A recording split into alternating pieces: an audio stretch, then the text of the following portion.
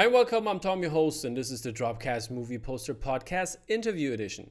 Today I will talk to the multifaceted Murugiah, who's a Welsh-Sri Lankan artist that has a very unique style that you will notice anywhere. He also brings something new to the poster world, and I can't wait what he will create this year. So stay tuned. Head over to our Instagram profile at DropMakerOfficial or check us out on YouTube for the video version. Now let's welcome Mr. Murugiah. How are you doing, sir? I'm really good, thank you. Yeah, had a meeting this morning and Poster got to do related? some work later on today. No, children's picture book related, Interesting. which is very cool. Very cool. Yeah. It may not, it's very early days, so Yeah. we'll see what happens. But I like to diversify my kind of output, What so that's going to be an exciting what project. age range are we looking? 4 to 6, 4 to 4 to 6. 6 years Okay, old. that's gonna be Yeah, interesting. yeah. Is it? I wonder. I have to say I wonder if, because like your style is as we see in the background here as well, it's very colorful and a lot of shapes. There's a lot of stuff going on. Will you have to like cut down on your style in terms of when it I think. like not overloading the kids? Yeah. Yeah. So I think there's a definite template and process for children's picture books, and you don't want to overcomplicate things in the writing and in the Yeah. storytelling, in the visual storytelling. So there will be a sense of adaptation to my work, and how does one leave enough white space for text? Hmm. How do you tell a succinct story within each page? That kind of thing. So it's a great learning curve as well Okay. But for the are you project. So I'll be learning as we are go. you writing as well or? No, Okay. no. Okay. My partner Ruth Oh, okay. is writing actually. Yeah. So we'll see how that So, goes. But it's again, okay. it's early days. It's Yeah, fingers it crossed. sounds like you had a business call right now with Ruth, basically being in the other room.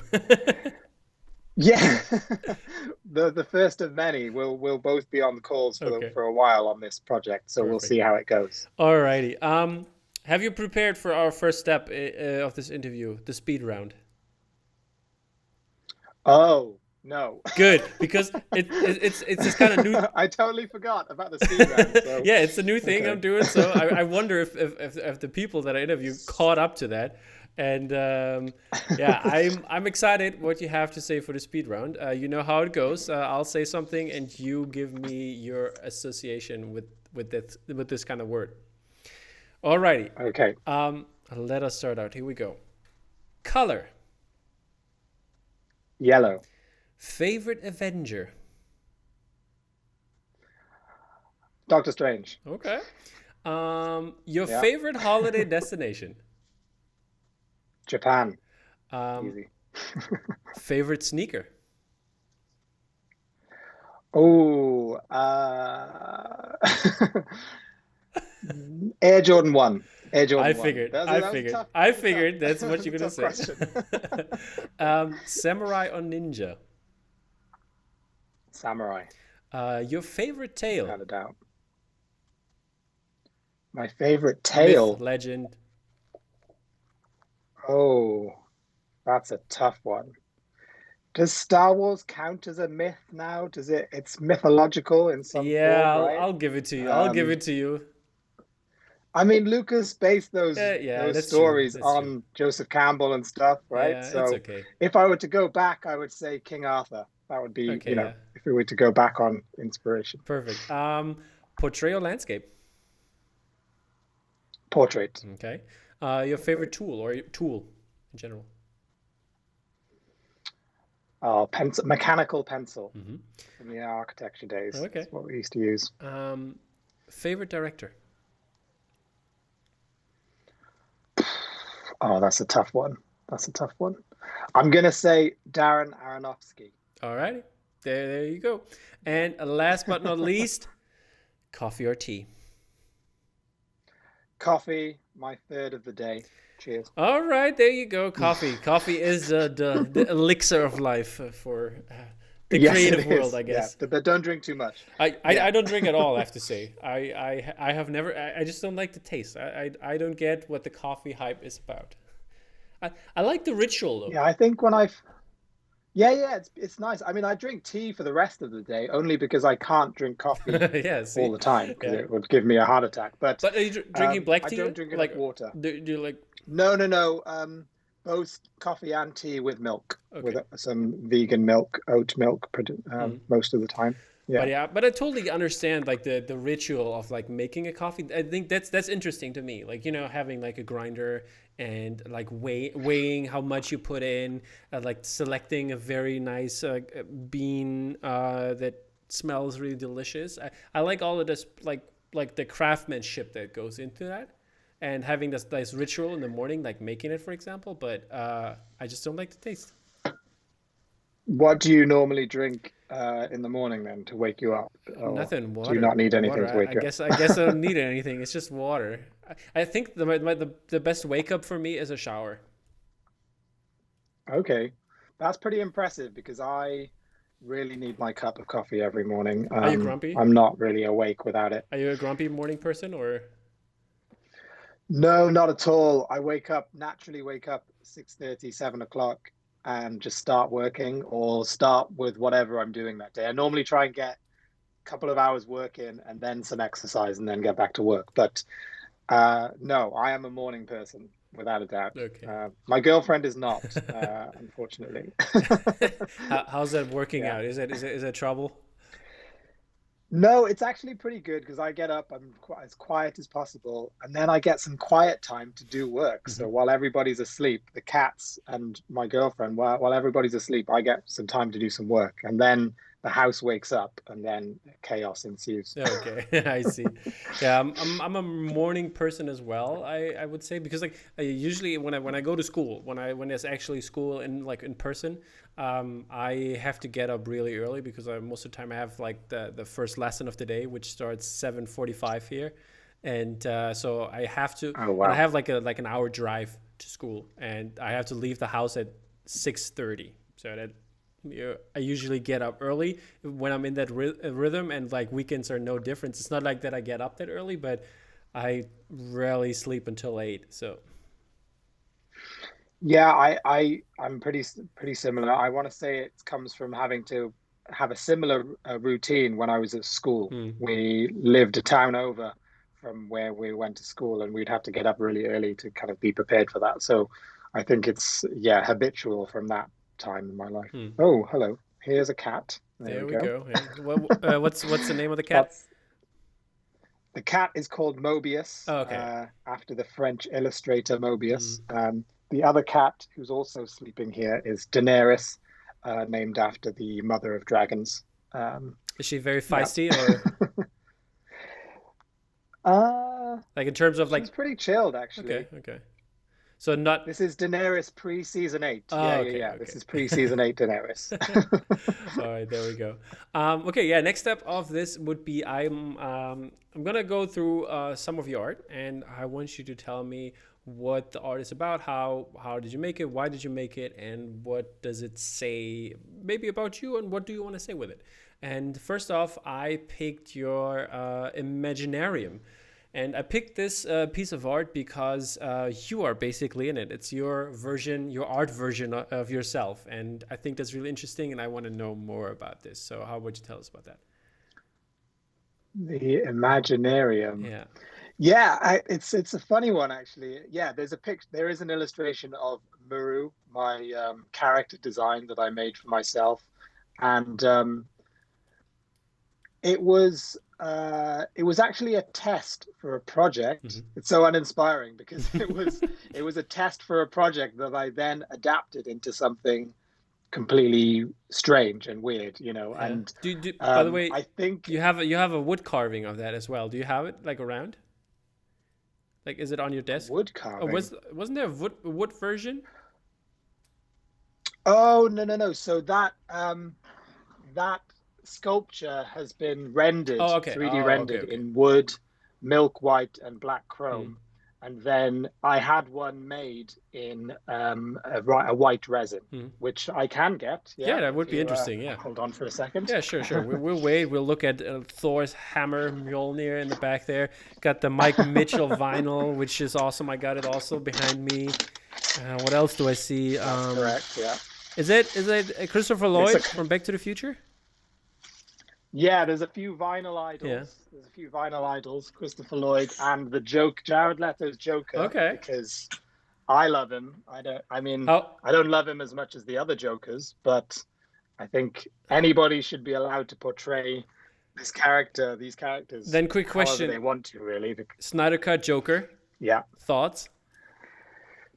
Snyder Cut Joker, it was a bit I think the intention was there, wanting to have this version of Batman and this version of Joker be in a scene Yeah. together, which I enjoyed, but it the whole thing felt rushed and Okay. not even rushed, overdone. Yeah. Like you do, just because you have 4 hours of material doesn't mean you need to put 4 hours of material in your project. My thoughts. My thoughts exactly. I know what you're saying. I'm feeling you right there.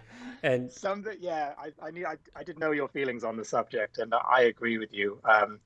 I'm sad. I'm more sad because they kind of messed up the universe from day one. They really did. I thought Man of Steel was fine. I thought it was a nice, yeah, reintroduction to this new version of I was Superman, and I entertained. wish they'd taken their time. I wish they'd taken their time with it and done each film as you go through and kind of build up the character dynamics and have a worthy Batman v Superman film Right. in like 5 years' time. And they should have done the origin stories of all the other characters before they get together.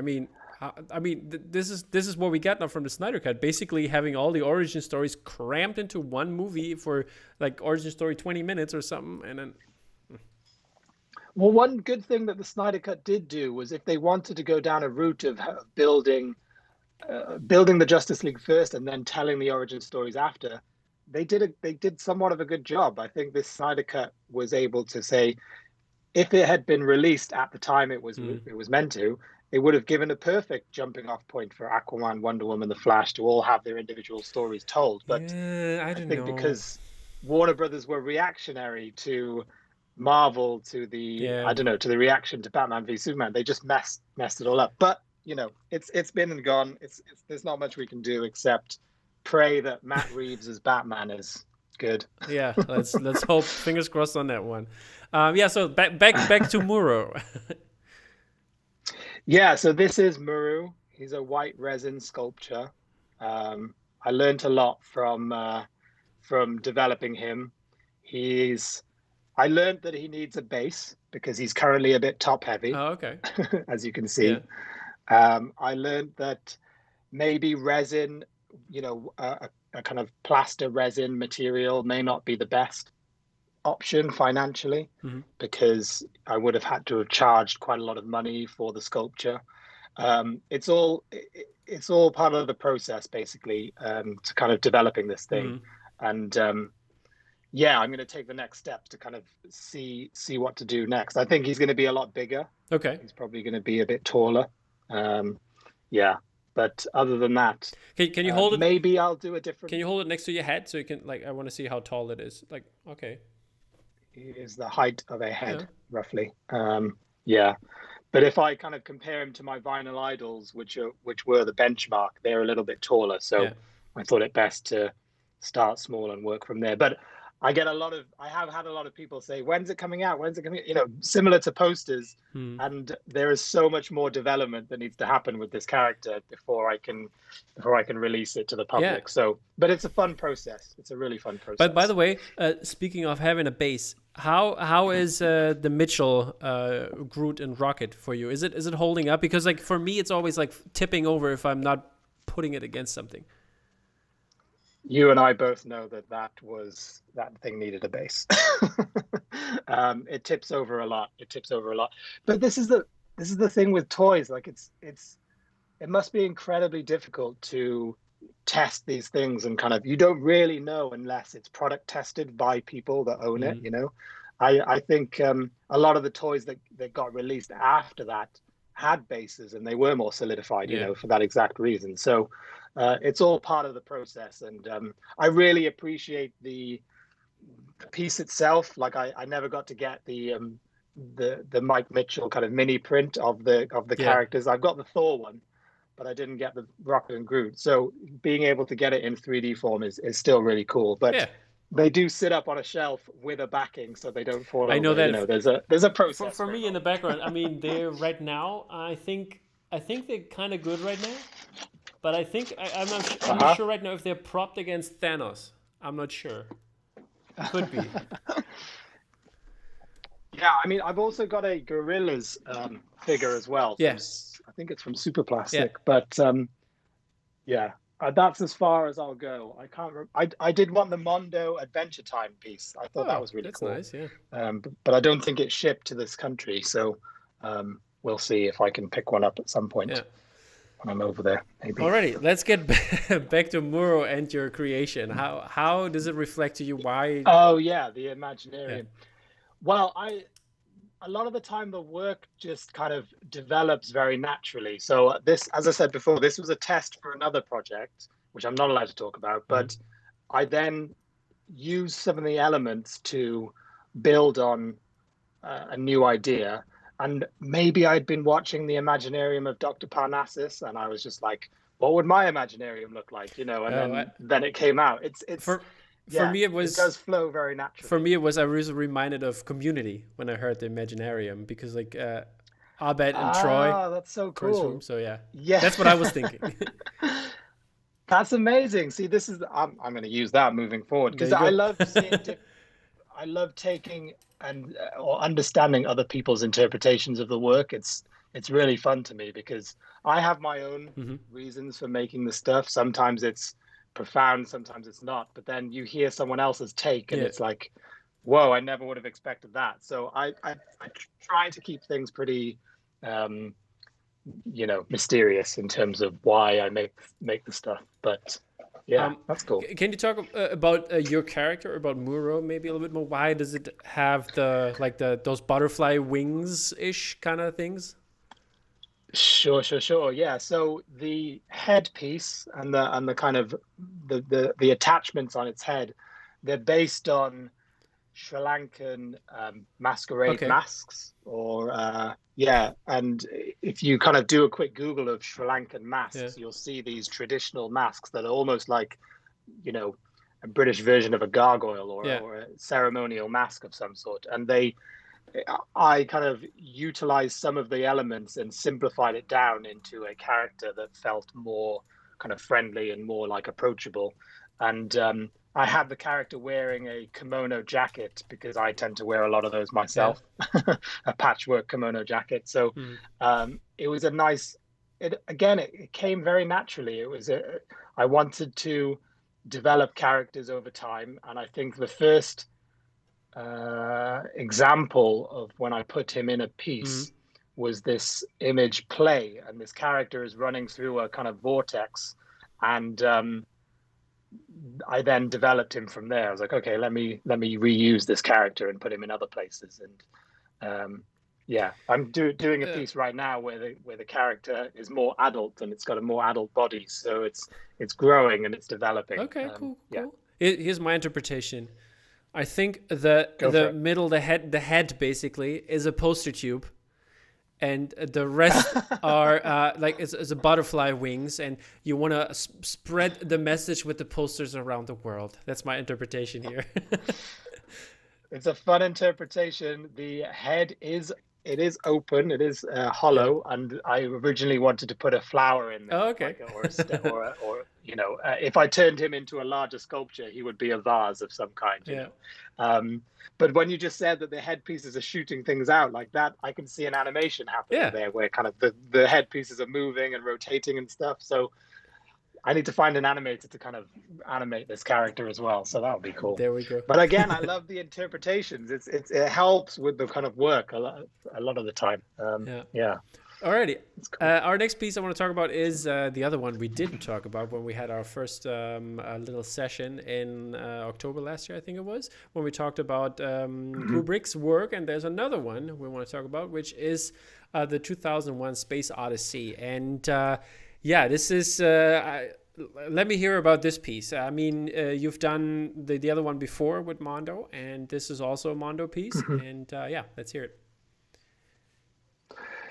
Yeah, so 2001 was actually the first poster I did, but it was Oh, okay. released second, which is cool. So I think I 2001 is obviously one of the most influential Hmm. films ever made, and I wanted to incorporate the Stargate sequence. Is it the Stargate sequence? Is that what it's called? I can't Yeah, I know remember what what the you're talking name of about the though. sequence Yeah. is, but yeah, the sequence at the end where everything kind of comes to pass at the same time and stuff. And I don't know, I just wanted to encapsulate that moment, but in a brightly colorful way. And this was my interpretation. And I always go into these projects, these film poster projects, with what would I hang on my wall, or what would my friends hang on their Mm. walls. Most of my friends are kind of architecture or architects who have very saturated styles in their artwork, in their appreciation of Yeah. art, and their appreciation of art is always very mature. And uh, my approach is like, what will they want to hang on their walls, basically, and that's how I generally go about it. And then I chose moments in the film. I wanted to incorporate this linear situation with the Mm. planets and the monolith in some form. And then I wanted to pick certain moments from the movie that came to mind very quickly. Yeah. The Well, Another part of the process is all very like intuitive. So I didn't really overthink too mhm. much. Like, okay, I need to have this in here. I need to have Yeah. that in there. It's like, oh, that would look good in that corner, and that means something. What So was your yeah. what was your favorite Easter egg for this one? Or basically, or what was your favorite part to put in? I enjoyed the kind of weird diamonds because they don't Okay. really, the ones on the Yeah, right yeah, yeah. hand side, because they don't really, I don't really know how to explain them, but once you see them, you're like, oh, I remember that thing. It's not something you immediately think of, like the monolith or the monkey or the spacesuit. It's something that you see, and then you're like, oh, I remember that, and then it kind of it makes you think a bit more. Yeah, okay. And it's moments like that that I like to include, where you have to give the audience a little bit more things to think about. Mm. Yeah, and the type from this poster is also the best thing about working in licensed posters is that you can somewhat utilize all of the other elements that have been licensed in the past, Okay. namely typographical work that's been licensed and imagery that's been licensed. So this type design was from another poster, a re-release poster from the Hmm. 70s, and I think so anyway.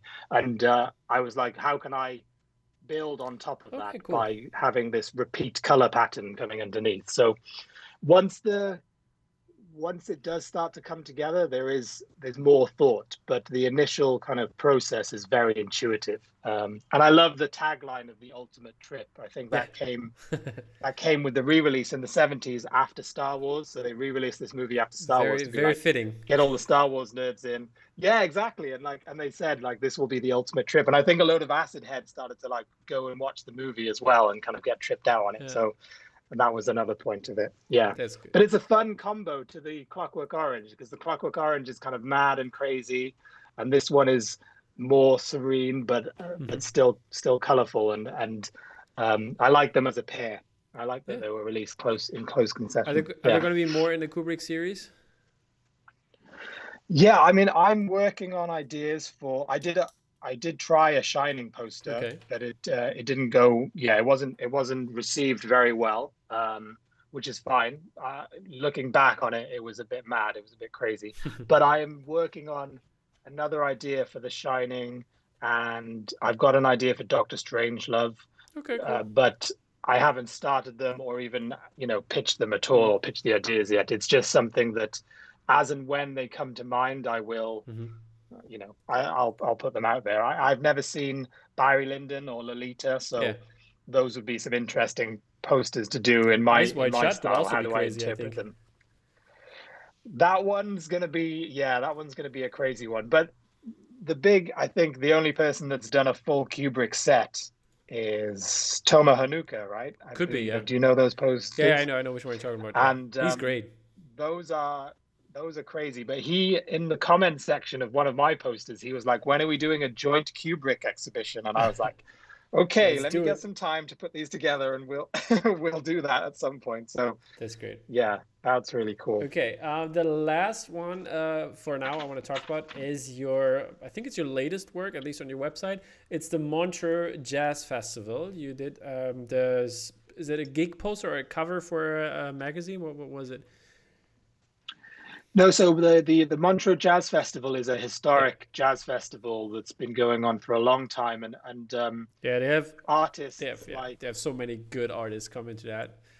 oh my God, yeah, yeah, artists like Andy Warhol and Keith Haring have done official posters, and more recently, Malika Favre and Mary Lou Fowl have done beautiful posters for this festival, and they held a competition. I don't normally enter competitions, but they held a competition to design Hmm. this year's poster based on the topic of restart, just namely because the previous year they weren't really able to Yeah. have live events, and this year it was about re-engaging the public with the festival. And I thought my colors and my kind of bright approach would be perfect for that topic. So I wanted to put it together. I think the competition closes in a few days. Okay. So Good luck on it that, man. closes on the 10th. It closes on the 10th. Yeah. So I mean, I encourage everybody else to enter the competition as well if they can. Yeah.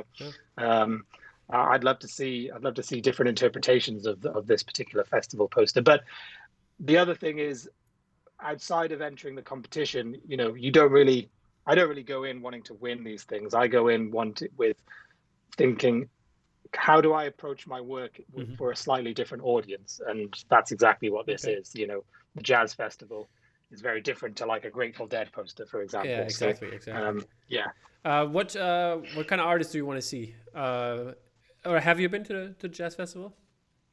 I've never been. I've never been. I have no idea.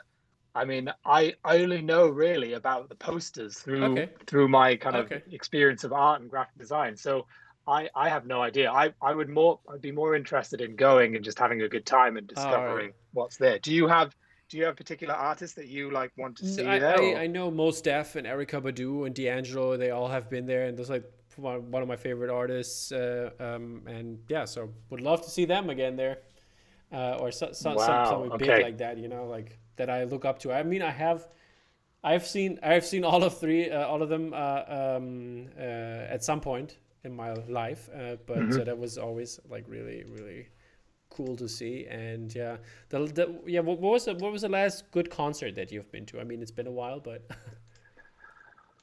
Oh my goodness. I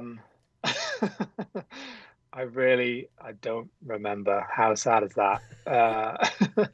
I think we went to see Saint Vincent okay. like a long time ago before COVID. I think that was the last gig we went Yeah. to in Cambridge. We went to see Saint Vincent. What about you? I'm not sure right now. It was either Chance the Rapper or Anderson Park. I think it was Anderson Park though. Oh, nice. And yeah, Okay. they've both great live shows. Really, really enjoyed it. One of the best I've seen in my entire Yeah. life. Those two. I mean, with the festival we would have gone to if COVID hadn't happened was Glastonbury. We've got Yeah. tickets to Glastonbury, and that's that we're waiting for that. So I have no idea who's going to perform at that one. I was hoping that Daft Punk would come back, but unfortunately, that's definitely not the That's case yeah. anymore. So yeah, Indeed. But yeah, let's yeah, see if we get our musical fix maybe in 2022, I guess. Because this year I don't see it happening either. But yeah, maybe with all the vaccinations, we'll be better off. Are you vaccinated? Did you have a chance to go yet? no, no, I haven't been contacted by my doctor Okay. yet. I think we'd be the last people to be contacted, right? In our age group. I imagine you have just for work. Is that right? I Have actually you have been? just last week I got my all my sheets and like all the stuff that I need to fill out, and then I can go as soon there is a date, like at the doctor's Okay, for to have me. cool. And That's so good. yeah, that's a good thing. But it's still weird though. I have to say. I mean, it's getting a little political here again. But talking about like having me vaccinated is good for me, but the kids are still not vaccinated. So I don't see how this is helping. In the end. Yeah, I don't really know. I mean, everybody should, yeah, it's a strange kind of rollout, isn't it? But it's an unprecedented thing, isn't it? We've never had to deal with something like this Yeah. on this scale before. So I kind of, everybody could be doing things a lot better, but they're doing what they can, I think, to get everybody vaccinated as quick as possible. Yeah, it's tough. Yeah. But off to better things. My first question that I always ask is I want to get to know you a little bit more. You let shine through that you have been studying architecture. So I was wondering, at which university was that, and how did you get from being an architect or studying architecture coming to this poster world? Sure, yeah. Well, that story starts a little bit earlier than joining architecture, I think, because I was in school and showed a real kind of interest and skill for artwork and making artwork. And I asked my parents at like 18 that I said I wanted to be an artist. And at the time, I didn't really know. None of us knew what that could mean. Like I remember my first real like observation of commercial art would have been like the illustrated covers of Harry Potter books, and like, oh, that's cool. That's really nice. I want to make something like that. But unfortunately, the education on what you could do with your artistic skill at the time was you can either be a fine artist or you can be an architect. There wasn't really knowledge of commercial art, illustration, advertising, that kind of thing. In between, yeah. Exactly. So my parents, unfortunately, said that they didn't really want me to do that, and they wanted me to do something that paid a wage and that involved creativity and art. And they suggested architecture, and I was open to it because at the time I was kind of like, I mean, okay, I don't really know how to be an artist, so yeah, let's do this. And I went to Kingston School of Architecture in Southwest London, and I did an undergraduate there for 3 years. And it was a university filled with all sorts of art disciplines. There was fine art, illustration, graphic design, product design, 3D design, film and TV design, and architecture. So I would spend the days walking through corridors, passing people that looked more kind of funky and creative than I did as an architecture student, basically. So I was like, oh, what's that? Style-wise, were you the same person at that point, or were you like dressed like basically like all conservative? Oh God, hell no. I was conservative. Well, I didn't really know how to dress at that time. Okay. I was like 18. I didn't really have a sense of style because I'd come from a grunge point of view. I was interested in like that. But once I got to uni, I think I wanted to smarten up a bit for some reason. So I was very prim and proper. I would wear like freaking shirts. And I think I'm there.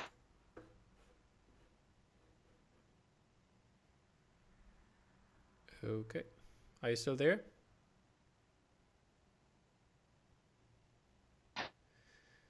Muru, the connection is pretty bad right now. Okay, hold up. These illustration students. Now you're back. Are we getting some connection issues? Yeah, now okay. You're back. You said I think, and then it cut me off. Oh, did I talk about the kind of clothing already? Yeah. You said the grunge. You come from a grunge point of view, and then it kind of cut off. Oh, I was going to say, I think I'm influenced by the media I consume in terms of my fashion generally. And at the time, it was 500 Days of Summer. Okay. And Joseph Gordon-Levitt would wear the shirt, tie, and the sleeveless jumper. And that's what I wore to university. It was very embarrassing. But as we got a few years in, I think I relaxed a bit more and kind of just wore what I wear now and grew up into the person I am now. So it's a learning curve, isn't it? It's a learning curve at university. I know that feeling. I was like, I don't know what was I wearing? I was thinking about. I think it was still in that very hip hop underground New York phase, like with baggy pants and big sweaters and stuff like that, and living that life. But that changed really quick though. I got the pants got skinnier. Yeah. But now, aren't they getting bigger again? Is that for me they don't. I still like them. Not skinny, but like slim fit. That's still my look, I guess. Right. Okay. I think I'm embracing like brightly colored stuff more in my fashion sense, and I'm not as self-conscious about it either, Yeah. which is good. I think that's what we end up growing into, don't we? Yeah, exactly. Yeah.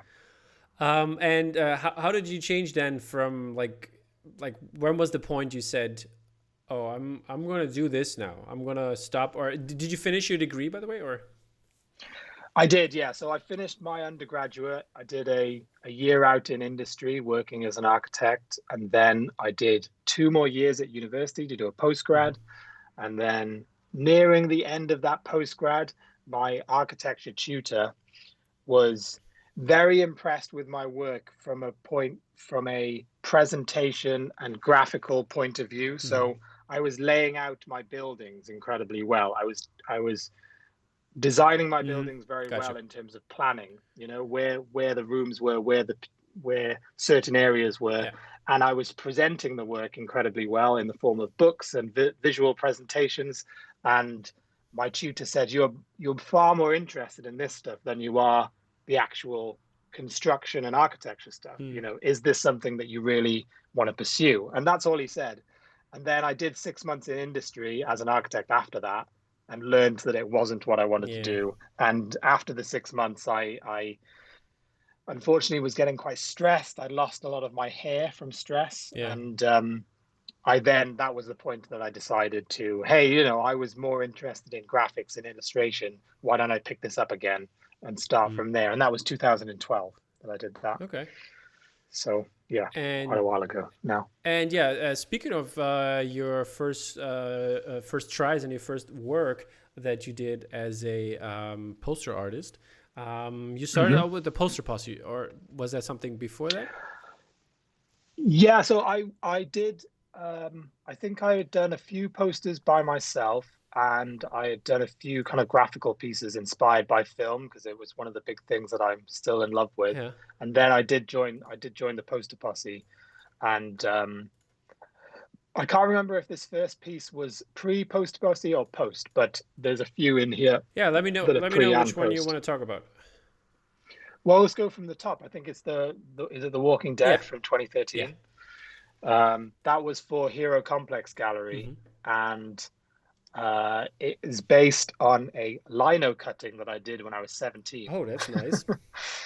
I actually have the original lino cutting. Let me get it. Hold on. That's great. I mean, we have been seeing some more linocut artists in the art world right now, especially in the poster scene with Attack Peter and Brian Reedy, I think is his name, and so. I don't know if you can see that. I can. That's great. Original lino cutting, and that I did when I was 17. I had a corresponding one that was all floral. Yeah. But I've since lost the print and the original lino, but it was a long time ago. But this has been framed since 2005 or 6. Wow, I was like, it looks like a pain in the ass to actually cut. Yeah, I tend to do. I mean, I've been known to just do things that take a lot longer than they're meant to. Really, okay. That's my general MO. But I thought, there's a hand holding a kind of spine, and it's quite gruesome, and there's all sorts of body parts in there. I was like, this would really make a cool Walking Dead poster. So I scanned it in and reinterpreted it into the silhouette of a kind of zombified character. Yeah. And that was what we submitted to Hero Complex, and they really liked that one. And I really didn't have a sense of style at this point. I didn't really know what I was doing, so I thought, let me just give this a try, and that was the poster. Yeah, the next one that I see here is your Rogue One piece, which was on a holofoil. Yeah, that was a few years later. That was with the Poster Posse, I think. Yeah. And was it for this French show they did in? Where was it, in Paris? I think it was. No, in Marseille. No, okay. It was. This was. I think this came after that one. The Marseille posters were with the Poster Posse. Those were silhouettes or specific helmets from each film that I had then. Ollie Moss was very popular at the time, so it was like I clearly, again, not really having a style. I was like, oh, I'll put them in. But then I reinterpret for Rogue One. I was like, I think you can sense a bit of what I'm doing today with this type of work, where it's very like putting lots of things Yeah, that's together and kind of like this idea I can see. Yeah, joining them in. I'm waiting when the And when the I colors like it a come lot. in. Yeah, exactly. We're gonna wait for the colors, but I do like this one a lot. It's definitely not it's not what I do now Mhm. anymore, but I'm so glad that Lucasfilm kind of like licensed it and kind of I actually need to get a copy of this. I don't think I have one, but Yeah. I'll find a copy someday. Yeah, and you Yeah. also have also the round shape again, the Ready Player One, like the Pac-Man style Yeah, world. yeah. So that was with the post posse, I think, and it was for an Amblin show. But I had no idea what I was doing here. I guess it was the maze. It was the idea of the Yeah. maze, and trying to get this kind of retro graphic or retro gaming style in there, even though the film is very kind of like three-dimensional and kind of modern, Mhm. in terms of its CGI. But again, the Easter eggs, the little things you can find, Yeah. that's something I do today as well. So looking back at this work now, I'm starting to see where the patterns come from. So that's cool. Yeah, and then we also have some Skull Island stuff, which is the better Godzilla versus Kong movie in terms of monsters. I Oh, have to were say, you not a fan of this new one? not a fan. I wouldn't say I was okay. Oh, it was okay. It was fine. I was entertained, but it could have been better. I mean, come on, they spent so much money, and then we get like lame ass choreographed fights. I don't know. I quite enjoyed it. I liked it when King Kong's got a dislocated shoulder and he just like Yeah, smashes it up yeah, there against the was building. Like there that was the was fun stuff, but I mean, like, why not have him like climb up? I mean, he's known for climbing up buildings, and now he's that big. Just get up on top of one building and like elbow drop on fucking Godzilla.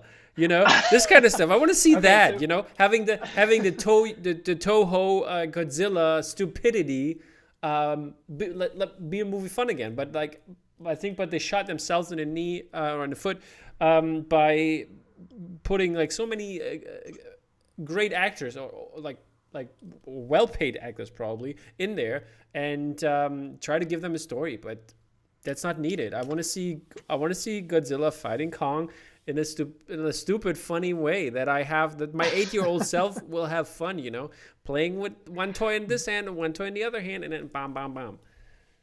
sure. Well, I think the movies have gotten more and more dumb as they've gotten along. Mm, So you'll probably get that in the next one. In the next one, they'll be full on like it'll be like a WWF it WWE better be. wrestling match between them. But yeah, this Kong Skull Island, um, again playing with. I think I was quite influenced by Phantom City Creative at this time. I Hmm. think they did a lot. They do a lot of stuff where they're playing with visual. The reinterpreting the visuals where you Mm, see silhouettes or you yeah. see things made up. I think their Godzilla poster from the time was the Mondo one was the one where Godzilla's made up a Yeah, load of rubble, that's awesome. and That's an awesome poster. And now it's the new so one, cool, is also incredible. absolutely beautiful. Yeah. So I was again still not really, from a personal point of view, not really having a style, Hmm. more being influenced directly by something and reinterpreting it for my own ideas. But yeah, I like the colors on this one. I like a nighttime shoot. Yeah, I like also the plants. Yeah, I'm a plant lover, as you can clearly see. yeah, yeah. I need to get more plant life back in my work. I work. Yeah, you'll see when it comes to some of my favorite posters, they involve plant life too. So Okay. yeah, I'm a big fan. And last but not least, we have the Ghost in the Shell piece, which goes into the plant direction and also more into the colorfulness that we can see in your style today. And a lot into the framing devices Yeah, as well. I think utilizing these kind of true. circular forms with the electrics and stuff, Hmm. framing certain moments. It's all Tom, this is quite nice to look at this work because I'm learning more about my path because my path has been so Glad to be of disjointed. assistance here. It's been so disjointed when I've been doing it in real life. Looking back at selected Yeah. pieces has helped a lot. But yeah, I want to get back into this property. Maybe do it for the original animation rather than this version, Yeah. which didn't turn out to be as great.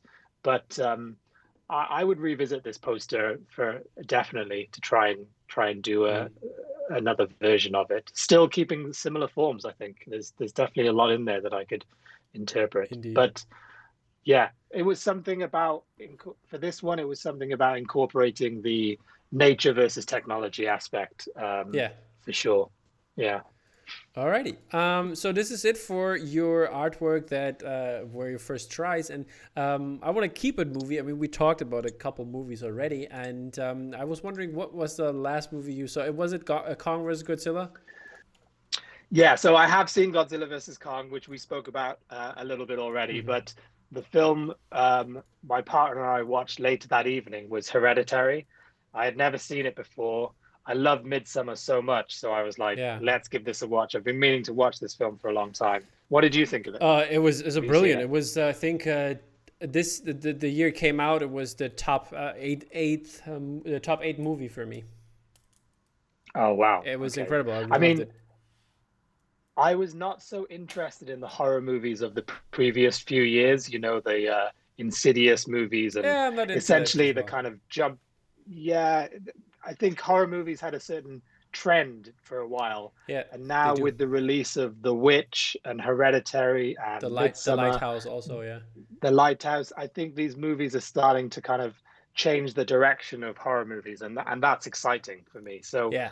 I love this movie. I was so scared by it, and I knew some of the plot points just because it's been out long enough now. Yeah. But I was still very shocked at certain moments and freaking out. It Yeah. was I mean, I can't wait for the like if there would be a second part, because I'm really interested in the mythology around the king. I'm going to just call him the king for people who haven't seen it yet. But yeah. this kind of mythology made me so much. I was like, I want to know more about this. This is scary, but also cool at the same time. Yeah, I think he somewhat gave you a spiritual sequel in Midsummer because it's like Yeah. they're also worshipping a set of, you know, certain. I don't want to spoil anything either, but yeah, I think he's not doing too much different stuff with Midsummer in terms of its themes and what, you know. So did you watch? Let's see if he makes a trilogy, you know, a third movie that's similar. Did you watch you know, the director's cut for Midsummer?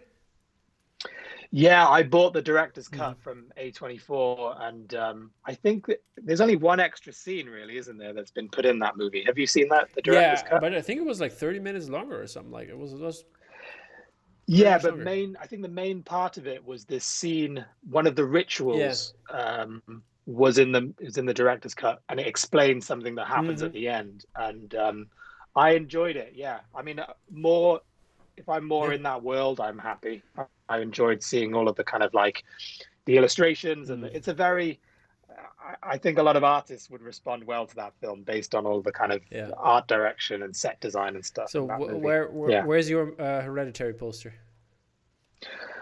I don't know, man. I need to really think about that one because I mean, I just pulled up the Greg Ruth that you put up for Hereditary here, and yeah, it's a beautiful poster. Yeah, also his Midsummer, really his Midsummer is like incredible. So yeah, Greg Ruth, he's yeah, his stuff is awesome, and it's in tone with the film, right? It's in tune with the tone of the film, whereas mine would be a far more graphical, kind of like 70s approach to like a graphic design approach to how I would see that film. So one of the biggest things with doing movie posters is not falling into the trap of doing something too realistic and wanting to step out a little bit and step away from that and abstract enough to a point where it's a graphical approach, you know, my approach. And because I'm still learning how to do that,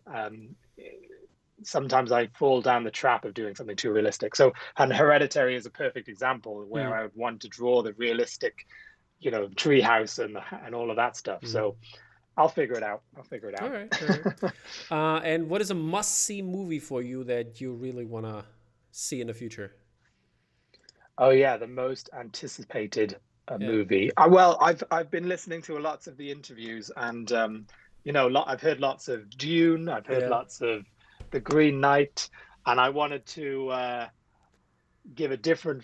I'm really excited to watch all of those movies, but I want to watch The French Dispatch. Yeah. I love Wes Anderson's movies, and I watched The Life Aquatic the other day, and I'm obsessed with those films. So, and I keep watching the trailer for The French Dispatch like so many times. So, yeah, I'm excited on his. I think it's like his interpretation of what the New Yorker is, or the offices of the New Yorker is, but like.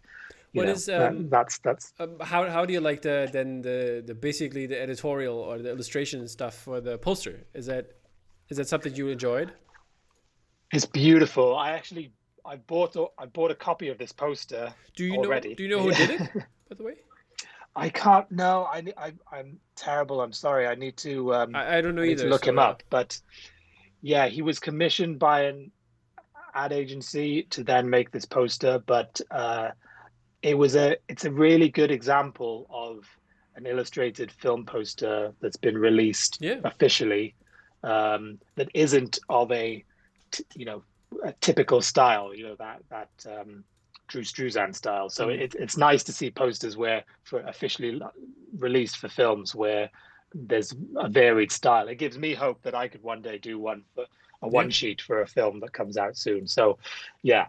That would be cool. But I love it. I bought it, and I've got the Grand Budapest Hotel poster as well, the official one sheet, and I want to hang them up as a pair together. Okay, that's cool. Someday. That's cool. Yeah, I have this light box which has the Matt Ferguson Empire Strikes Back 40th anniversary poster in right now as a one sheet, but I'm looking for something to replace it in the future. But so I'm having it up for now because I love the poster, and like Empire Strikes Back is my favorite movie. And speaking of favorite movies, what's yours? Oh, what segment? Yeah, I know. I've segmented all of the things so I remember what. I was like the segue I did there, like getting from this question to that one. Oh my god, it was genius! It just popped up. Gotta pep myself. You're good at the segues. You've been doing this long enough to casually, go into a different topic. Yeah. But how do you pick a favorite movie? I know, but it's too difficult. That's why I always say Empire Strikes Back. I love movies, and I have favorite movies from the year, and which I really, really, really enjoyed. And but it's like a favorite movie for me is, for example, a movie that I really like to watch over and over and over and not get bored. I agree completely, and that's why I've chosen The Shining, because it's a movie that I watch over and over again. I can come at it at any time. If it's on TV, I can just watch it at any time, pick up the story whenever I want to, and not be bored by it. Yeah. I still get shocked by it. I'm pretty sure I watch it every Halloween anyway, just because it's The Shining. Fair enough. But I think it's an amazing movie. So that's my pick basically. Okay, how do you like the poster for it? I mean, you gave me the red one. You're not a fan of the white of the yellow one, since yellow is the favorite color? Yellow is my favorite color. I think it's because I've seen the yellow one more just out in the world and on the internet, and I have a shot. When I see this red one, this cotton bag, like from the design exhibition in London that was like 2 years ago. Oh, cool! Got one of the bags. Yeah. So. What with that image on? With it's The Shining and wow, there, and it's yellow. That's very cool. Oh, so cool. Okay, I mean, I would frame that thing if I had that. I love the yellow poster. I love the type design. I love all of it. But I think I chose the red because it gives me a bit of excitement because I don't see it very often. So that's another thing I like with movie posters and alternative posters. When I see something that is shocking to me or new to me or fresh, that's when I get very excited. So and it goes the same with stuff I've never seen before. I think I saw a Logan's Run poster a while ago that I'd never seen before, and I was like, this is crazy, where did this come from? So yeah but it's like have you been to the Kubrick at the Design Museum in London, the show? I sadly missed it at the time, but it's a constant traveling exhibition, I think. So when it comes back at some point, the archives are in London. I'm pretty sure. So I'm sure they'll have another anniversary exhibition at some That point. was really interesting. I really enjoyed Did you? it because I have been there on my class trip with my class, and one of my students he is an actor now, and back then even started in school, and his feature is coming out at some point when the cinemas reopen here in Germany again. Wow. And it's a big feature. It's Warner Brothers Germany. It's a big thing, so maybe that could So be his cool. breakthrough. And Yeah. I knew the kid since he was in seventh or eighth grade, and when he was into movies, but he didn't really know what to watch, so he always came to me because he knew that I'm really into movies and pop culture and stuff like that, and then I could give him like advice on like, hey, watch this, watch that. And then he basically he went with his dad. He went to like a Blockbusters or whatever, and picked up all the movies that I basically told him to. And then he watched them, and he came back a week later and said, "I watched everything. What can I watch now?" It was really it's really cool. And he's such a good kid. And I hope this is gonna be his breakthrough. And yeah, we went together. That's amazing. We went together to the design museum, watched the Kubrick stuff, and had a really good time. That's awesome. And what cameo appearance do you have in his movie? I guess none, but sadly none. But maybe you'll star in the next one. Maybe you'll star in the next one. No need to star. He basically, I know he told a bunch of stories. Like when he's doing interviews, he's always like telling this story, that I helped him out. Oh, that's so good. Well, that's even better. Exactly. Having someone that's influenced you, that's even better. Yeah. Than being a cameo. Exactly. We'll also have an interview on the channel before the movie comes out, like shortly. That's so good. That's so good. But yeah, Kubrick's movies, I mean, for any person wanting to learn about film or just understand film in general, Kubrick's films are perfect for that. They're a great kind of education in film. And yeah, I can't wait to have a go of this poster. Well, another go. Yeah, and you also gave me a Shining poster. Is that yours? Or... It is mine. It was my first attempt. I think I remember that, yeah. Yeah, to put together a Shining poster. And what I didn't do was ask at the beginning of the project if there were any restrictions around putting a poster together for this film. And I didn't ask that question. And by the end of the project, I found out that Jack Nicholson doesn't give his likeness out. Mm-hmm. And I have him predominantly featured in the middle of the poster. So we tried this first option. And then when I found out the news, I was like, okay, let me cut down his face and just show the corner of his face. And it felt like we were chipping away at something that wasn't going to work anyway. So it's much better to stop and try again in a completely different approach later down the line.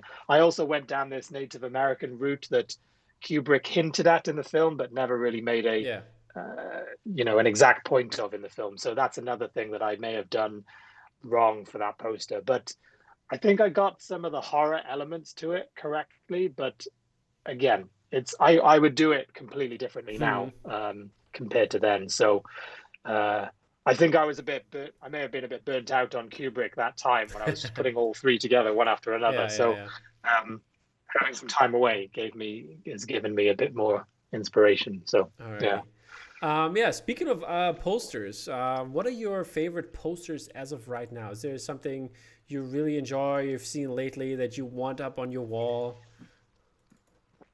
Yeah, so for this segment, I wanted to pick posters that I absolutely love but don't own and plan to get. So I guess that'll be that's it. Okay, yeah. So Rory Kurtz's Annihilation. I think it's the regular edition of this poster. Can't you write Rory? He's such a nice dude. I always advertise, like when artists talk about his work, hit him up. He's open to trades. I know that for a fact. I actually heard you mention that in another interview, that he was a friendly guy. Well, everybody's friendly in this poster scene. I'm yet to meet someone that isn't. Yeah. So I'll give him a call. I'll see if he can do me a trade or if I can find a copy, because I love this poster. It's absolutely beautiful. This one, I guess, Sarah Deck's Suspiria is another one. This is I believe this was used officially as a one sheet, if I'm not mistaken. I definitely I saw it as a promo poster in the Prince Charles Cinema in London. Okay. So as just a giveaway. So it was definitely used in an official capacity, and which I get very excited about when it's used in those ways. But I just think it's haunting and creepy, but also speaks to the film. You get once you see the film, this poster says it all basically. Yeah, love it. Yeah, it's I a love great it. poster, and she's also a great artist. Her interview was also really fun and to talk to her. She's a very good person. Yeah, has that been released yet, or is that coming out soon? The interview, it has been released last year. Oh, I need to go back. I think I may have missed it. Yeah. I need to go back and have a watch of that one. It's all up. We talked about it, the poster as well, but I can't remember, so I don't want to like say something wrong. But yeah, it should be in there. Yeah. No worries. I'll go back and have a watch of that one. What do we have next? Under the Skin by Oliver Barrett. Oliver Barrett. He's also a good dude. He's been on. You ever seen his podcast? Yeah. I watched his one. Yeah. I love this poster as well. I just the idea, the sense of three-dimensionality that you get from this piece, and it's so clever, and and I think printed there are some special effects on the actual poster itself. I think there's some reflective black somewhere in there, and there's some exciting stuff. So that's another one that I'd be looking to get, and a film that's again something that's going to go down in history as like a modern day classic, basically. Yeah. So I love that one. All right. And then the final one is Martin Anderson's that's a Man Who Fell to Earth. That's an ISO, but in the foil version, right? Yeah, of course. Yeah. That foil that's coming through the middle, which is shining through. And I'm not even a massive Bowie fan, but I think I'm learning more about him as I get older, and I'm just like understanding that he is the GOAT. He's the greatest. And yeah, I can't wait to. I want to try a version of this poster myself. I want to see if I can kind of come up with something. Yeah. I don't think I'd use Bowie's likeness either. I'd want to do something completely different because, in my eyes, once I see a poster that does everything, I find it very difficult to see a different approach or to see someone else's approach for it. I know what you're saying. Yeah. But yeah. So those are my favorite posters right now. I guess they're a bit old. They're not current. They're not too current. They're not the latest, but still, I mean, it's your favorite posters. Yeah. That's it. Alrighty. What about yourself? What posters do you see right now that you are obsessed with?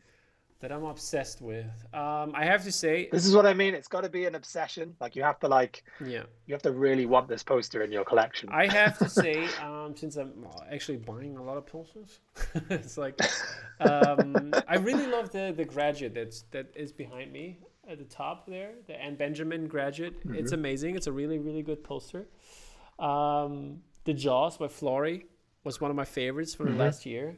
The Dracula also, I mean, this is basically like getting the Crow, Graduate, Jaws, and Dracula at the same time, basically almost at the same time. I was like, this was something I was really, really looking forward to.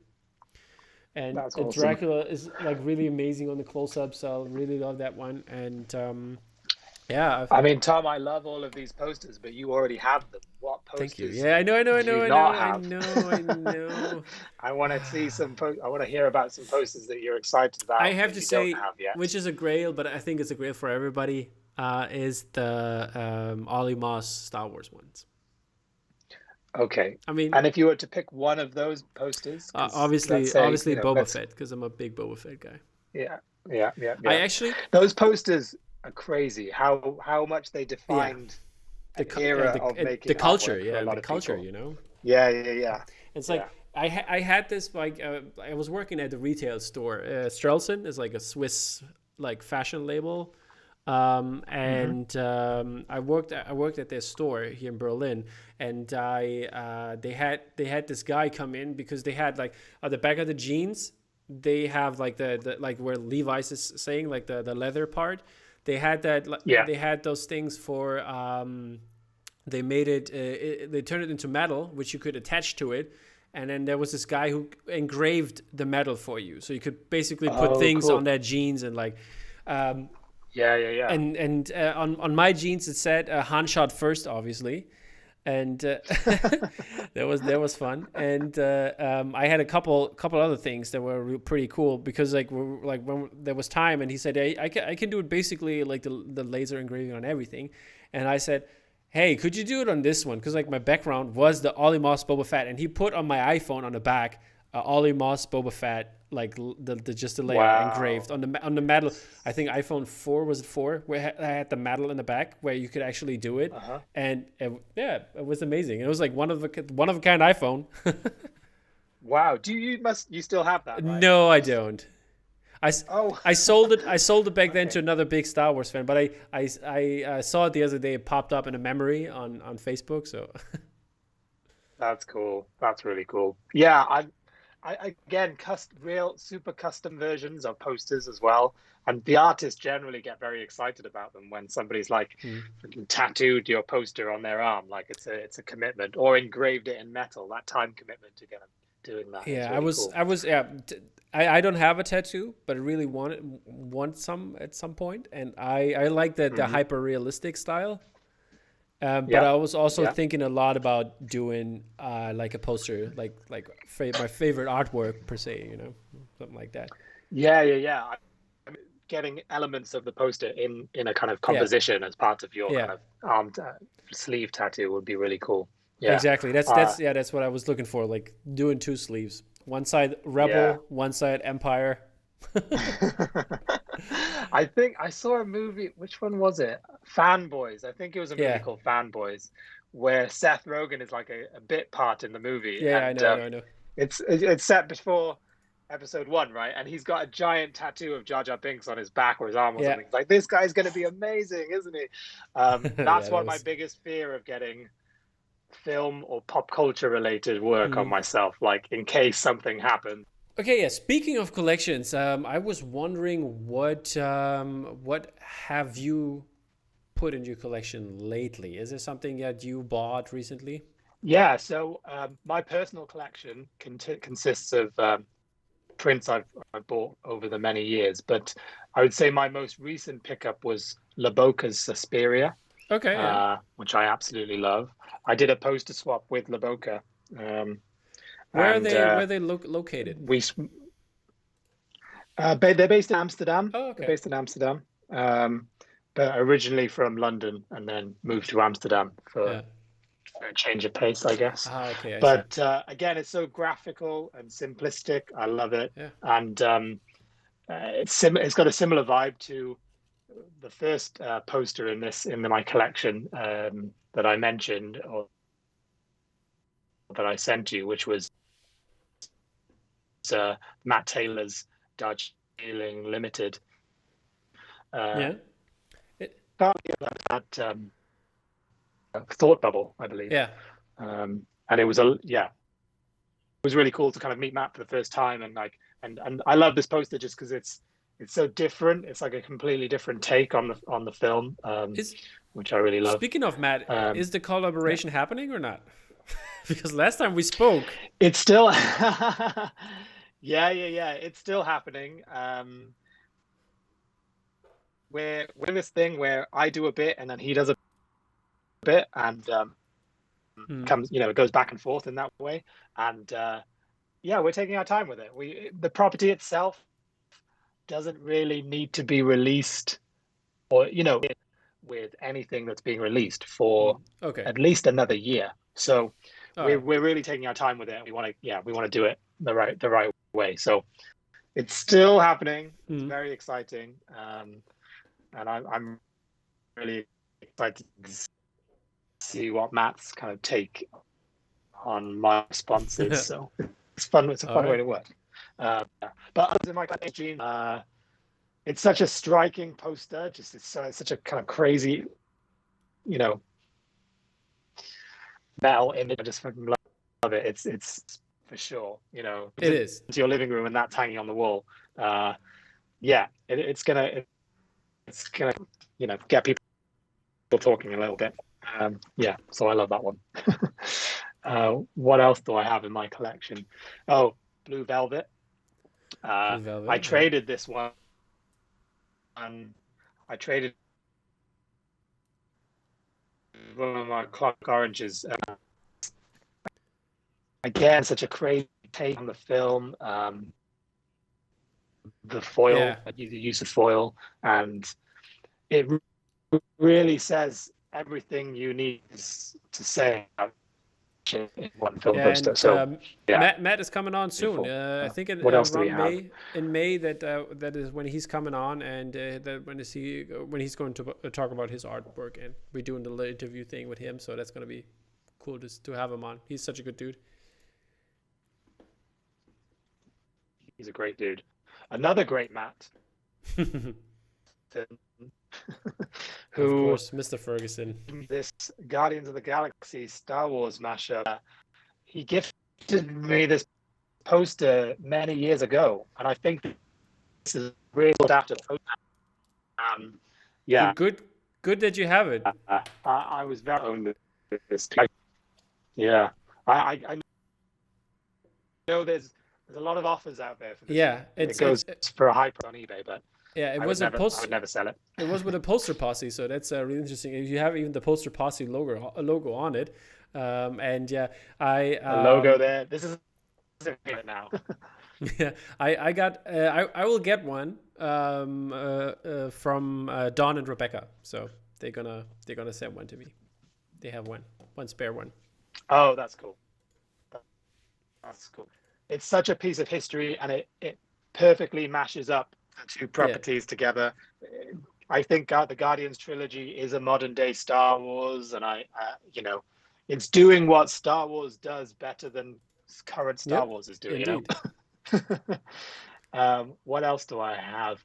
Oh yeah, the Mondo Magnolia. I bought this when it was first released. It was my first Mondo purchase, actually, many years ago. Okay. To be working with them today is kind of crazy. It's a surreal dream to me. Again, a poster that but effective. I think I tend to like stuff that's quite striking and simplistic, more so than other styles. I have to say, it reminds me a little bit of your Walking Dead poster. In terms of color, and like the... Yeah, I mean, it was a similar time, I think. Yeah, totally. It was a similar time when I bought it and when I made that poster. So, yeah, could well be inspired that one. The official Grand Budapest poster that I love the design of the hotel. I just think the way Wes Anderson used miniatures and kind of set incorporates them into the film, and I love it. So that's my one of my one sheets, the official one sheets that I own. That's a great one.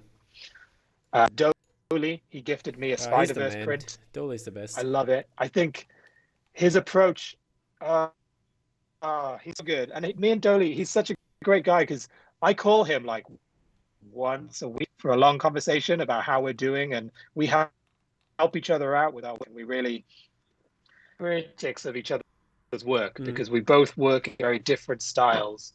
Yeah, we both have each other's, and I think we help each other a lot in that way. So I'm not trying to say that I'm behind Doley's greatest ideas, but I am. I gave the subtle nod of approval. Yes, indeed. But his Spider-Verse poster, it does everything that the film does, but in a graphical, simplistic way. And I think artists have taken their version of that poster in a far more literal way. And Doley has abstracted the ideas enough to give it this kind of graphical feel. And I think it's beautiful. And then the last two would be Ollie Moss's Les Miserables print. That's amazing. Again, I have it hung in my office in an ornate French frame, and I think this one speaks to the actual theater production as well as the film for me, because it doesn't represent the film actors in any way, so it's somewhat of a nod to the musical as well, and I'm happy about that. And I love that musical. And then the final one sheet that I own yet to hang up is the Hateful Eight, the quad, the UK quad poster. Another hand illustrated poster that I'm completely obsessed Yeah, with. Again, speaks to the kind of setting of that film and the use of the who did this? widescreen. Yep. I don't remember. I need to look it up, but it came straight from the official, ad campaign. So it wasn't something that there was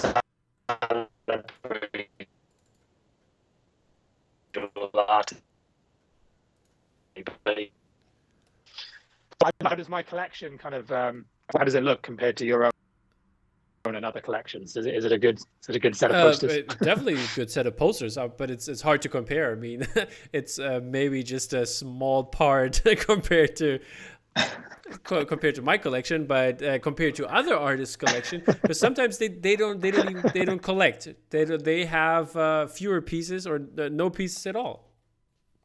So, but that's fine. I mean, you gotta love what you put up. So yeah. And I definitely do that with my art. So, and I mean, you That's do that true. with yours. That's true. I think with a lot of artists, they start collecting and then they realize, hey, I could be doing this for a living, so I'm going to start making my own posters, and then it stops them from continuing to collect. But I'm a fan. I've always been a fan, so I will always kind of collect. I think moving forward, for sure. Yeah. Speaking of hanging posters, what's the last piece that you put up?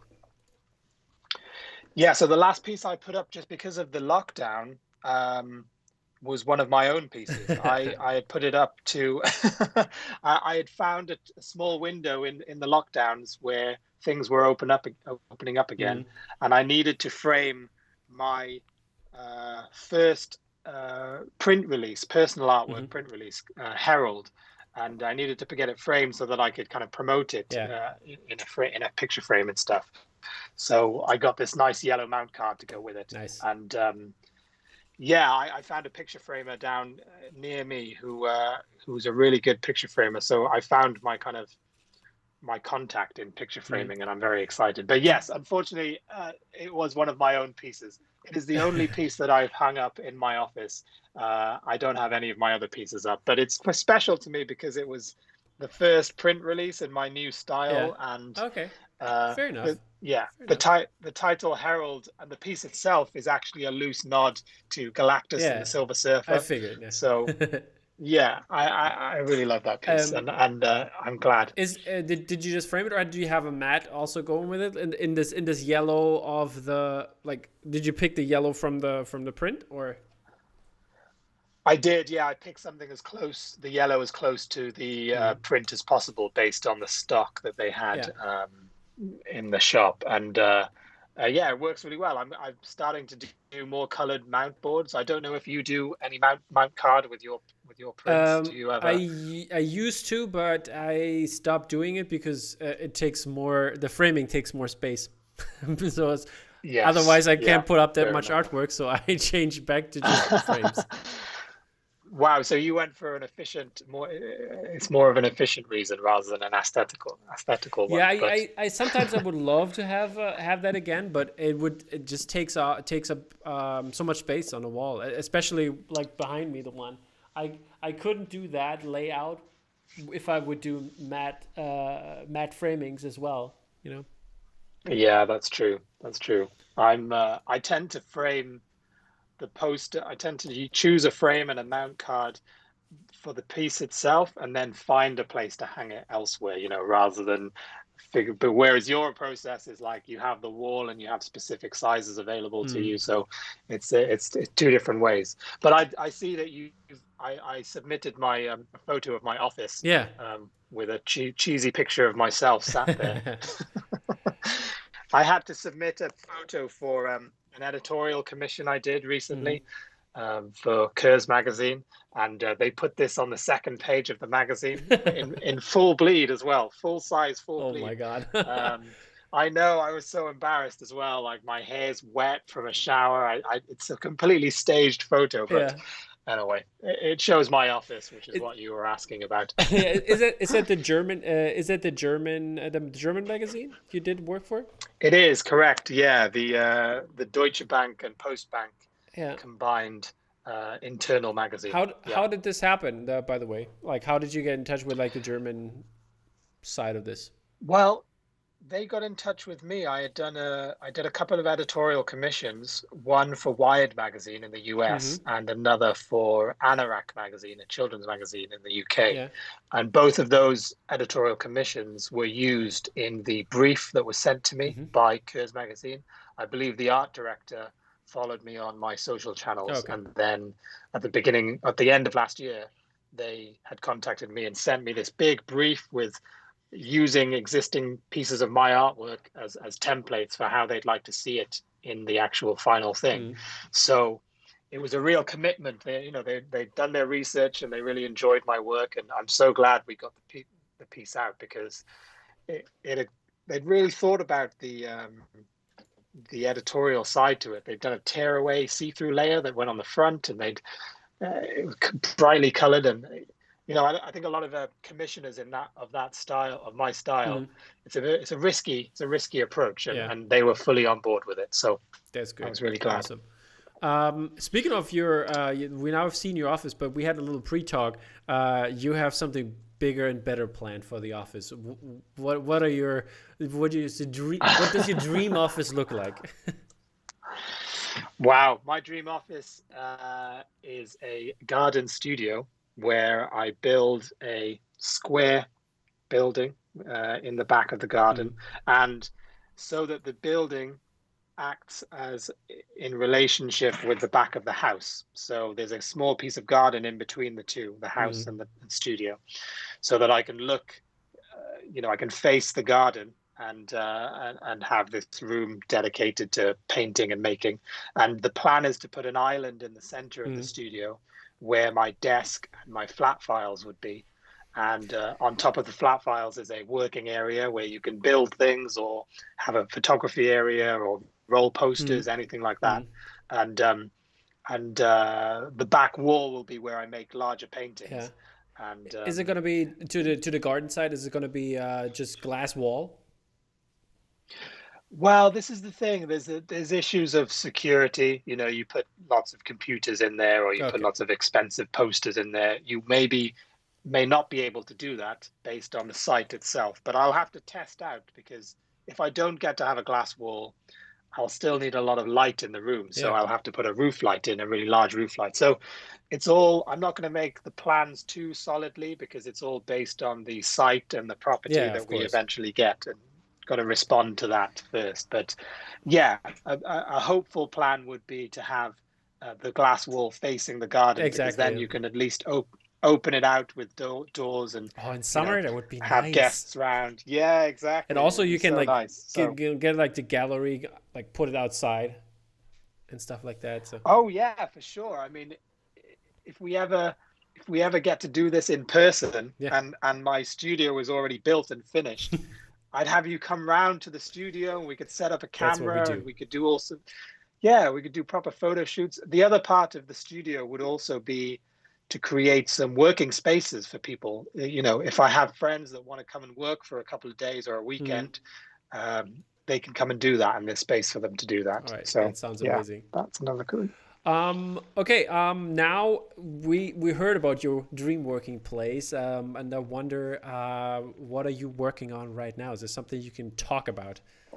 I mean, we mentioned a couple bits and bobs here and there, and but is there anything else that you can tease, maybe? I'm trying to think of what I am working on. There's a lot of stuff I can't. Yeah, I know how those NDAs are. They're crazy, but one of them I'm so excited to talk about, but I just can't do it. But I'm working on a couple of music posters for Bottleneck Gallery, movie posters for Mondo. Again, I'm not allowed to say what they are, but it's great to be working with galleries moving forward. Spoke Art is another gallery that I have been introduced to, and I've got a couple of pieces coming out with. Have you talked to Ken or to John? Both of Okay. them actually. Ken is working with me on one of the exhibitions, and John is working with me on the other. Yeah, So he just I'm getting the full spoke art yeah, he's experience. Ken is gonna jump on a call in the future for the podcast. But yeah, he's been on for a couple of minutes on Saturday, on April 3rd when we had the teaser for the giveaway for the 1 year anniversary giveaway. So and yeah, Oh, that's awesome. and I actually met Ken the first. That's like my first actual in person encounter to the world I was just known to digitally. And yeah, Hmm. that was a good time because I got Frank Lloyd Wright pieces from Spoke Art, and there was the exhibition in New York when I was in New York, and so that was kind of nice. And yeah, and I met also Bottleneck Gang, Joe and Josh and Arseny, so that was That's so cool. Yeah, both galleries, Bottleneck and Spoke. I'm with Spoke Art. I'm working on original artwork mhm, with them, with the two mhm, exhibitions. So that's really exciting. And at the moment, it's music posters with Bottleneck and movie mhm, posters with Mondo. So I'm really enjoying kind of having, different posters themes in different gallery shows. It's an exciting mhm. time. So I'm working with that.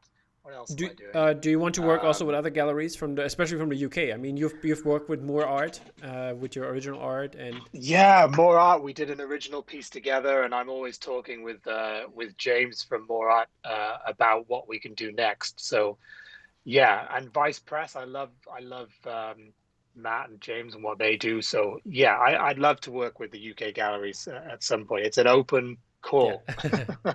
Let's do some work together for sure. Um, Another project I'm working on is for a charity. Mhm. Actually, it's not a movie poster, but it's a charity it's a company called Izzy Wheels, and they design decals for Okay. wheelchairs, and they're often brightly colored and kind of super colorful and fun. And the all of the money that's raised from each sale of each decal goes to a specific charity every month, and it's a really fun project to be a part of, to have the work interpreted in this other way. So I'm excited for that to be revealed as well. Um, yeah, and I'm always working on personal work. It's one thing that I like to keep going on the same side as some of the commercial work. It's a real balancing act, but I can't really do one without the other. Sometimes I get too held back by posters, and I can't come up with good ideas, and then I do a personal piece or two, and then it inspires something in movie posters, Mm-hmm. and vice versa. So I really encourage that, for any artist Mm. moving, currently working, to kind of work on personal work as By well. the way, I forgot to ask when we were at your collection because I'm just looking at your background right now. What's the Mhm. favorite sneaker in your collection? Forget to ask about that Oh because wow, that's a all of those. collection. That is a collection indeed. Oh my goodness me. There's so many. There's so many. I would say the Air Max. It's not a Jordan 1, even though that's my favorite Can shoe. you grab them? Yeah, I'll grab them. I'll grab them. You know them. You know them. But The 97s where are or they? which ones?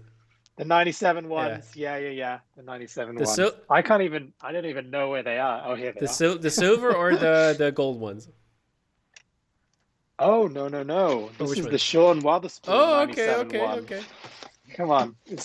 We only go for bright colors here. Oh This yeah, is. I should have figured.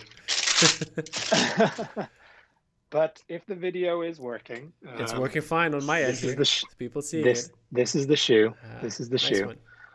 Brightly colored and fun. And Sean Wotherspoon, like, I love his approach. I like that he's not a sneaker Yeah. designer. He's a kind of vintage store owner and just loves clothing and brands and bright colors, and he got to make a shoe. It's something quite inspiring, I think. Mm. Someone that worked their way up outside of shoe design and fashion design to then become a part of that world. It's an inspiring story, Yeah. and it's a great shoe. I barely wear it out because I love it so much. I want to keep it clean, but I know that's not the way to wear shoes. But So yeah, I know. Remember the 10 years, like when it start to the midsole starts to crumble. Oh, yes, that's I've seen the crumbling midsole. So I basically yeah. now, whenever I go out, I just try on a new pair of shoes, like that's in my Yeah. collection. I just don't care. I'm just gonna, I wear them all. Yeah, I've got to do it. Yeah, I know. I'm like some shoes are getting up there, so I'm like really scared if I take them out, and like they're gonna crumble on me or not. But what's your favorite shoe? I got to ask. I think you said yours is your favorite shoe model is the Jordan 1, but do you have a specific Jordan 1 that you like? I have to say, I have a couple of Jordan ones. I like the Okay. infrared ones are really cool. I like those, and the breads Mhm. obviously. But I have to say, Okay. right now, So you're kind of I'm really enjoying the 10th. I think it's called, like the Nike edition, the 10th. They had a couple. yes, yeah, yeah, I yeah. have a boot, and I have a. I think I sent you those last time. On our Yeah, I Skype saw call. them. Those I two, saw them. the Nike React Sur 2, I think it was, and then also the boots, those kind of like military boot style winter Nikes, and yeah, I enjoyed those a lot, and yeah, those were some good shoes. Yeah, if you scroll up, you see Yeah, them. So in our chat, and I think yeah, the I think for I summer yeah. the beige, yellow, like brownish color way with the off whites in there, and those are my favorite right now. Yeah, I love them. I would love to do a pair of shoes one day. We'll see. We'll see. Yeah. I'm working on it. Yeah. Also working. I mean, we talked about in the first poster talk we did. We talked about how you approach a project. Can you generalize this in a little bit of in a way? Otherwise, I would point people to check our long conversation about this kind of project out about the Clockwork Orange. But yeah, So in how I approach poster design yeah, or in like that a way, project in general. a project in general. Um, it's a difficult question. I tend to,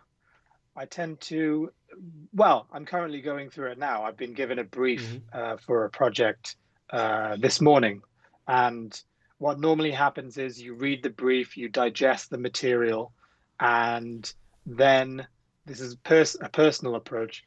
Then I tend to forget everything that I've just read and start fresh, Yeah. start something that's super crazy and wild, and then reread, then come back to the brief again. And then you basically tend to, it means that you get full freedom. You get the Snyder cut. Yeah. Okay. And then you have to edit down, and then you have to kind of like carefully Yeah. adjust the Okay. material to I see you. fit Yeah. the way you see it. Um, that's very different to a personal piece. A personal piece, I would come up with a very loose idea for. Sometimes there isn't an idea at all. I'm literally just throwing characters and shapes together, and then over time, the piece starts to actually respond or say something to you. Mm. Again, an example this morning, I was putting a piece together and I didn't really know what it was, and then it's got a load of characters that are coming off in different frames, different sides of the post of the image, and I asked my girlfriend, "What does this say to you?" And she's like, "I have no idea. This is crazy." And then I told her, and I was like, "This is me hitting the gallery scene post Yeah. COVID," and she was like, "Oh, I totally get it now." Yeah. Yeah. Yeah. Yeah. So it's what you see, it's what you respond to with personal pieces and what you pull out, and then sometimes you can come up with a meaning after that. And it's yeah, I'm excited to show that piece too. So that's coming out soon. That's But great. yeah, those are the two different approaches I put towards making the work. Awesome. And Yeah. what is your is there anything on the print side of those projects that you put out? Is there a paper that you like to have used for most of your pieces or anything like specific? Sure. Yeah. Well, I'm quite new in terms of the posters I Hmm. make. In terms of figuring out papers and different printing Hmm. techniques. But so far, what I've learned, my 2001 poster was printed on this yellow paper, this yellow textured paper, which I think Matt Taylor uses quite a lot and speaks very highly Hmm. of. And I found that to be a really great paper to use. Um, Generally, I like to use textured paper, something that has a bit of texture to it when you look at it closely. Uh, with digital prints, it's nice to have a bit of texture so that the print Yeah. feels more like an original, and the same goes with screen prints. I think there's an element of texture that I like. Mm. Uh, when you're printing something, you need something tangible and something that you can touch.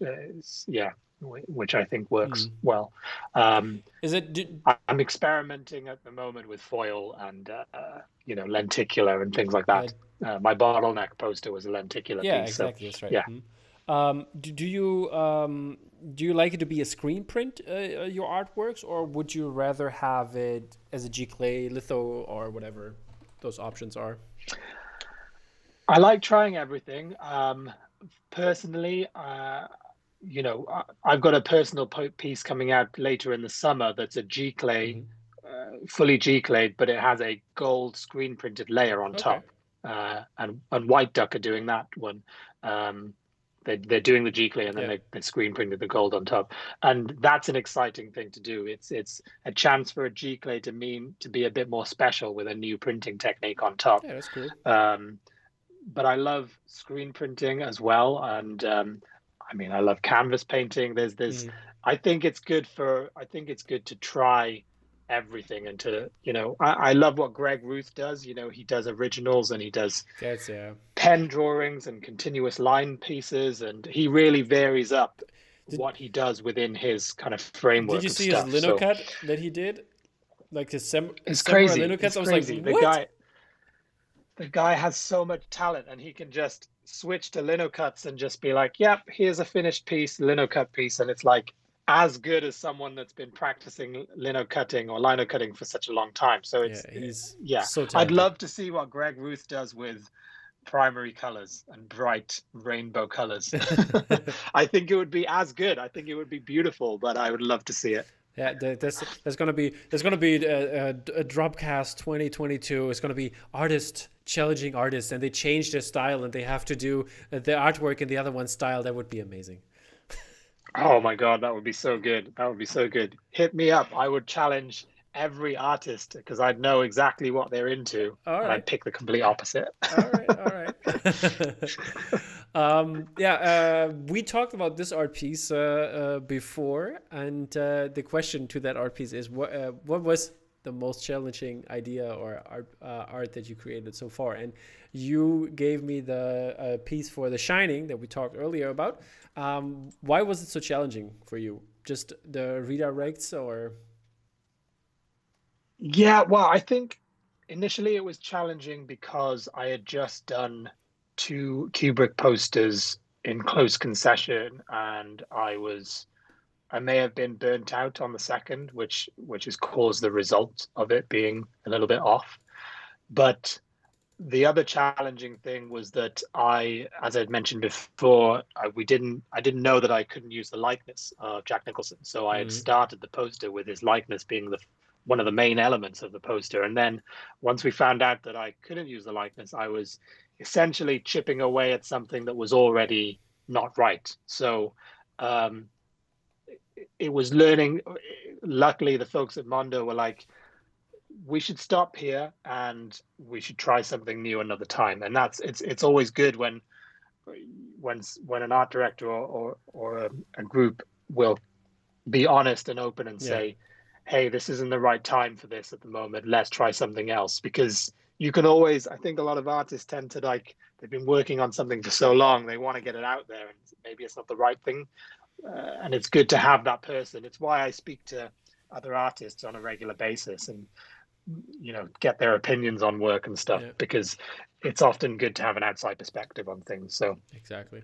yeah, many reasons for that being challenging, but I do have a new idea for this poster and I will be sharing it soon, hopefully. That's great to hear. Alrighty. Yeah, next question would be, what IP or idea do you really want to work in? Is there anything like older films, newer films, music, sports? What would you like to work on?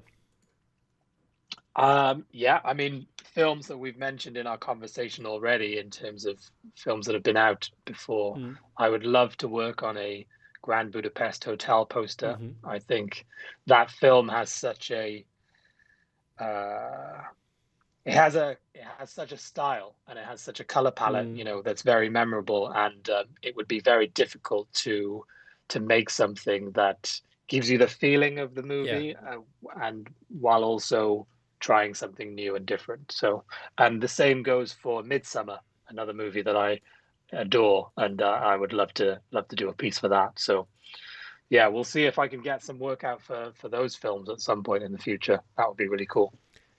And is there anything you put Um, out a new film that hasn't come out yet? You gave me a folder there with a bunch of Kiko's work. yeah, I'm just like I'm obsessed with Akiko Yeah, she's the work, and greatest. yeah, and this is someone that makes official, brand new one sheets Mm, that feel like I don't know, they've been around for decades. yeah. They have this quality to them that like speaks so perfectly to the film, and she's able to kind of jump into different genres and try something new each time. She's one of the most exciting kind of designers I've seen at the moment, Mm, and I would love the opportunity to kind of do a poster for a one sheet for a new film, uh, where I could put my ideas to, because you get the first authorship yeah. as the designer on that film. If you It's the think make it of, or break it point. uh, If it's not a big yeah, blockbuster. exactly.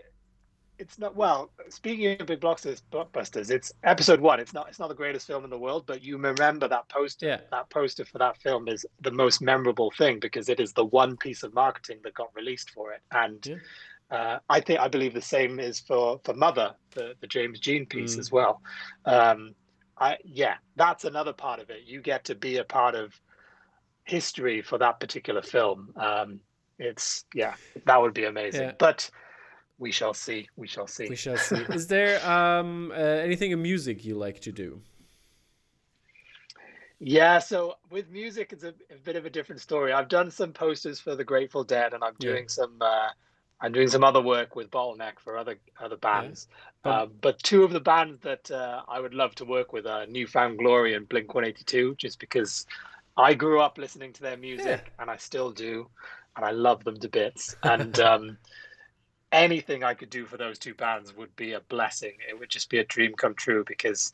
Uh, yeah, I grew up with them, and it's the same way people feel about movies, and when they would get to work with their favorite movies, Mm, this would be it for music. Yeah, these two bands, they speak to so much of my youth. yeah. Uh, um, and is there anything yeah. like when it comes to sports, you want to do something with like I don't know, what's the London team, Chelsea or something like that? I don't know, soccer team or basketball or Oh, I would say no to soccer. I do love soccer or football, but it's not my first love.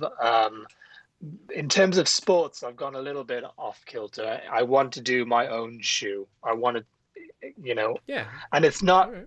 I think a Fair lot enough. of commercial illustrators, in my experience, they want to advertise for a shoe. They want to advertise a new shoe coming out.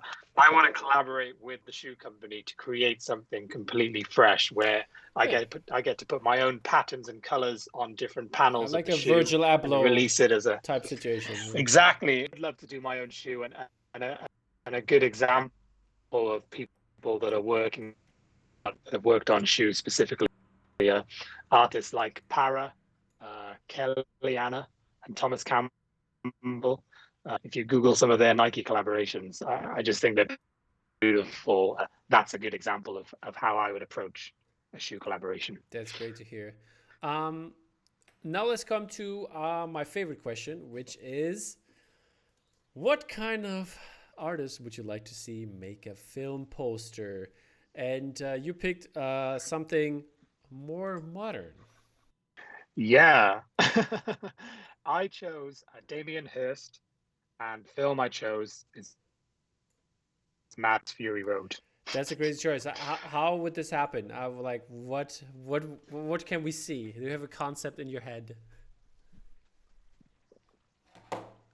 I would love to keep people guessing, like just let that and just get people to guess what the hell I would do. Because Damien Hirst's work is so Yeah. big. He has such a kind of like different approach to many of his works. But more specifically, I would try and create a set of spot paintings, style of data to do with the film. I think Mad Max Fury Road has a very interesting color palette, and it doesn't speak to the meaning of the spot paintings, the Hearst spot paintings, which the Hearst spot paintings were to do with his clear medical works, and the spot paintings are somewhat artificial, but also not similar to the kind of content behind his more clinical stuff. I think they were like they're as artificial as chemicals and drugs, which he then put in some of other parts of his exhibition. So maybe I pick a film that has something to do with that. As you know, we're still working up the ideas. I know you have this upcoming project with artists, and how they would still a little interpret bit of time. I don't know how fast you work, but different artists' work. All possible. Well, I'm gonna put fellow artist friends and see what they think of the idea, because I think it'll be a fun thing to do, and it would be a very I spoke throughout this enjoying fresh ideas and interesting takes on them. So I'd love to do that. All right, yeah, I'm excited to see what you come up with. It's not really it is a question, but it's a kind of last question. Do you have any tips for the beginners out there when it comes maybe to hardware or to software or to utensils you use, social media ideas, or something you just want to give back to the people, the artists that are starting out, coming maybe from a different field like you did? Yeah, I have. It seems like a very general piece of advice often when it's said. It's make work that only you could make. I'll go into explaining it a bit further. Discover the more unique aspects of who you are and how you approach life and how you approach everything. Once you discover those unique what you do in your creative work, and I can give you a clear example. I have a couple of tangents and randomly spurt stuff out, in Cameo. Also wear bright colors within a fashion sense, and those are two aspects that are in my work. They're uniquely. They are. If someone were to look at a commercial piece of work, not a personal one, but a commercial one, and say that's what Murugiah would do, that looks like a meaningful. I think, that would be my approach. Yeah, I mean that's a very very good advice for the people out there. I mean, stay true to yourself. That's what everybody should do, not even beyond the art world. It is, but it can always construe to something so general. So I just wanted to give it a little bit more kind of emphasis of really discover those unique. I think some of the best artists are the ones that really being true to themselves, for sure. Alrighty, thank you so much. So now is the time to almost say goodbye. But before we do that, I want to give you the chances to tell the people where they can find you on like social media, websites, shops, whatever you want to plug. And also, I want to give you the chance to give some shout outs to your fellow artists, friends, family, whoever you like to shout out. Sure. So, on social media, if you just name Murugiah, Murugiah, there's slight variations in the account, so I can't really remember those. But if you type in my name, you'll find me. And in terms of shout outs, massive shout out to everybody in the alternative poster scene who works in this industry and who works. Everyone who works at the galleries, the folks at Mondo, Bottleneck, Spoke Art, even the guys at Vice Press, Art Gallery, new guys in the new teams in this industry doing great work. And shout out to all the artists that just are friends making posters right now. I think I enjoy seeing all of their work, and I'm not going to go into the specific names because there's way too many of you to name. But yeah, you all know who you are, and yeah, shout out to all of you guys. Keep making great work. Then thank you so much, Muru, for coming on. It's been such a pleasure to talk about your artwork, about all the cool things that you have done, and how to learn the way how your style changed, and to be the person that you are now. And already excited for the stuff that you teased for us in the future. So that will be covered in the release podcast. So thank you again for coming on. And I will see you soon, obviously, in the release section. Cool. Thanks very much, Tom. Great to be on. Thank you. Alrighty. Take care. Bye. You too. Bye-bye.